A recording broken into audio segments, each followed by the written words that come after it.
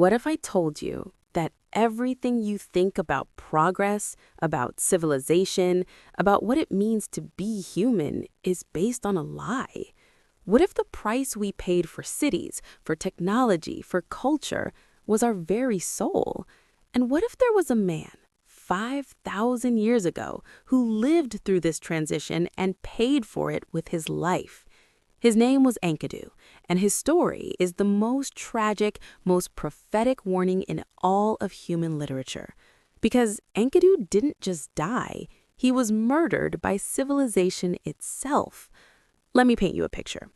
Imagine a man who's never seen a city, never worn clothes, never eaten cooked food. He runs with gazelles. He drinks from streams with wild cattle. His hair is long and matted like a woman's, covering his entire body. He's stronger than any human because he's never been weakened by civilization's comforts. He doesn't know language, doesn't know shame, doesn't know possession or hierarchy or any of the things that define human society. This is Enkidu, and he's happy. The texts describe him living in complete harmony with nature. When hunters set traps, he fills them in and frees the animals. He's a protector of the wild, an enemy of human expansion. He is, in every sense, the opposite of what we call progress. Now, the hunters complain to Gilgamesh about this wild man who's ruining their work. And what does Gilgamesh do? Does he send warriors? Does he set a trap? No, he sends something far more dangerous. He sends a woman, a sacred prostitute named Shamhat. And here's where you need to pay very close attention, because what happens next is the blueprint for how civilization destroys the natural human. Shamhat goes into the wilderness, finds Enkidu at a watering hole, and seduces him. For 6 days and 7 nights, they have sex, nonstop. The text is explicit about this. This isn't romance. This is civilization's first weapon, sexuality as a tool of corruption. And when it's over, Enkidu tries to return to the animals, but they run from him. Listen to how the text describes this. The gazelles saw Enkidu and scattered. The wild beasts of the steppe drew away from his body. He's been changed at a molecular level. He's been marked, contaminated. The animals can smell civilization on him, and they want nothing to do with him. Think about what this means. Enkidu hasn't learned to read. He hasn't built anything. He hasn't even been to a city yet. All he's done is have sex with a civilized woman, and that alone is enough to exile him from nature forever. The text is telling us something radical, that civilization is transmitted like a disease, and sexuality is the vector. But it gets darker. Shamhat doesn't leave him in the wilderness. She says, "You are handsome, Enkidu. You are become like a god. Why should you roam the wilderness with animals? Come, let me lead you to Uruk, to the temple, to the dwelling of Anu and Ishtar." She's offering him everything civilization promises: beauty, godhood, purpose, belonging. And Enkidu, confused and traumatized by his separation from the animals, agrees. She gives him bread. He doesn't know what to do with it. She gives him beer. He's never drunk alcohol. The text says he drinks 7 jugs and becomes expansive and joyful. His heart grew light. His face glowed. He's getting his first taste of civilization's drugs, the substances we use to forget what we've lost. Then she gives him oil to anoint his body. She gives him clothes. She teaches him to eat like a human. And with each step, each layer of civilization, Enkidu moves further from what he was. He's being domesticated, tamed, broken. But here's what's brilliant and horrible about the story. Enkidu doesn't resist. He embraces it. Why? Because humans are social creatures. We're wired for belonging. And when the animals rejected him, when nature exiled him, civilization was there with open arms, offering community, purpose, identity. It's a seduction, but it's also a rescue. That's what makes it so insidious. Enkidu arrives in Uruk and immediately confronts Gilgamesh. They fight like titans, shaking the walls, neither able to defeat the other. And then they become brothers, best friends, lovers, possibly. The text uses language of intimacy that goes beyond mere friendship. Gilgamesh loves Enkidu like a wife, it says. So Enkidu has traded the wilderness for brotherhood. He's traded freedom for love. And for a while, it seems worth it. They go on adventures, they kill Humbaba, the guardian of the cedar forest, they kill the bull of heaven. Enkidu has become a hero, a legend. He has a name, he has meaning, all the things civilization promises. But remember Humbaba's curse. Remember the gods meeting in council. Someone has to die for these crimes against the natural and divine order. And they choose Enkidu, not Gilgamesh. Enkidu. Why? Think about the symbolism. Enkidu is the bridge between nature and civilization. He's the evidence that humans can exist outside the city walls, that civilization isn't inevitable or necessary. He's proof of an alternative path. And so, he has to be destroyed. The system cannot allow him to exist because his very existence questions the system's legitimacy.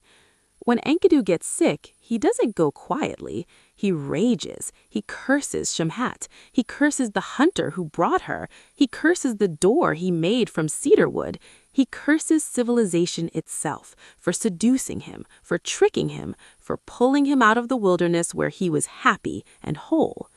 And then the god Shamash speaks to him. Shamash says, "Why curse Shamhat? She gave you food fit for divinity. She gave you Gilgamesh as a companion. Gilgamesh will make the people of Uruk weep for you." This is civilization's final argument. Yes, we took everything from you. Yes, we destroyed your connection to nature, but we gave you culture. We gave you love. We gave you meaning. Wasn't it worth it?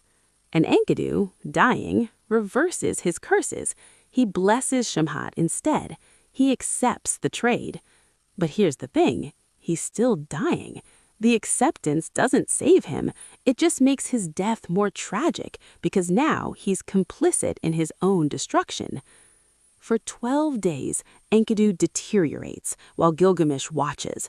And in his final moments, he describes a dream. He's being dragged to the underworld, the house of dust, where the dead sit in darkness, eating clay and wearing feathers like birds. Everyone ends up there, he says, kings and priests and heroes, all equal in the dirt. All the hierarchies of civilization mean nothing in death. And then he dies. And the wild man who ran with gazelles, who drank from streams, who lived in perfect harmony with the earth, he's gone. Civilization has claimed him completely. Now, let me connect this to something that's going to blow your mind. In 1973, an anthropologist named Marshall Salins published an essay called The Original Affluent Society. He analyzed hunter-gatherer societies and found that they worked far fewer hours than agricultural or industrial peoples, had better nutrition, more leisure time, and lower rates of disease. He argued that the agricultural revolution, the foundation of civilization, actually made human life worse in almost every measurable way. Other researchers have confirmed this. Skeletal remains show that early farmers were shorter, had more tooth decay, more bone diseases, and died younger than their hunter-gatherer ancestors. Civilization didn't save us. It trapped us in a system of endless work for diminishing returns. Enkidu's story is this transition embodied. He's the last free human, and his seduction and death is our species' autobiography.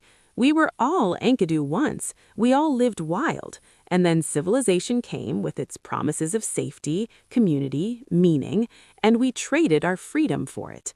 We can't go back. The animals won't accept us anymore. We've been marked.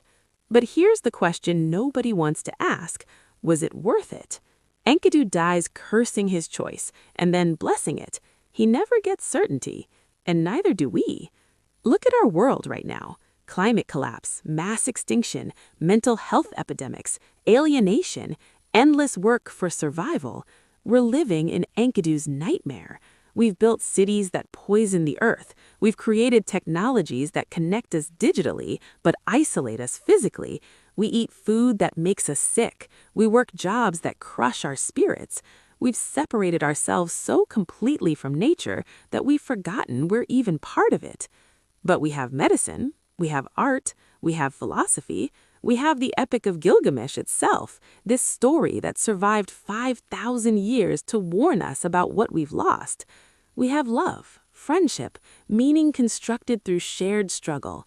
We have Gilgamesh mourning Enkidu, refusing to let go, sitting with the corpse for 7 days because love is stronger than death, at least for a while.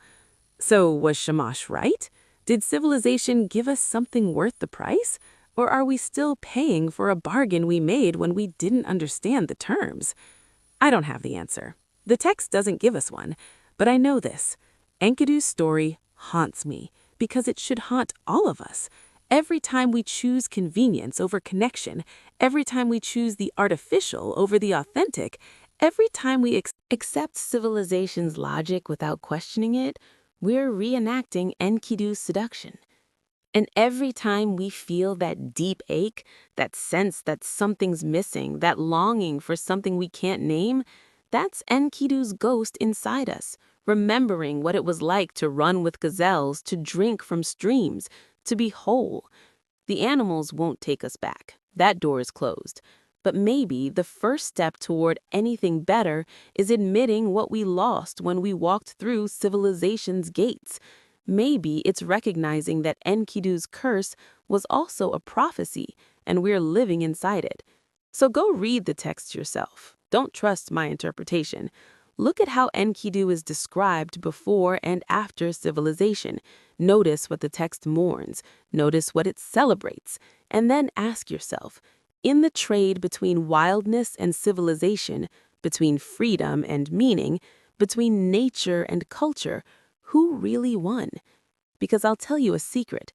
Enkidu is still dying in every one of us, and the question is whether we'll curse or bless what killed him before we go.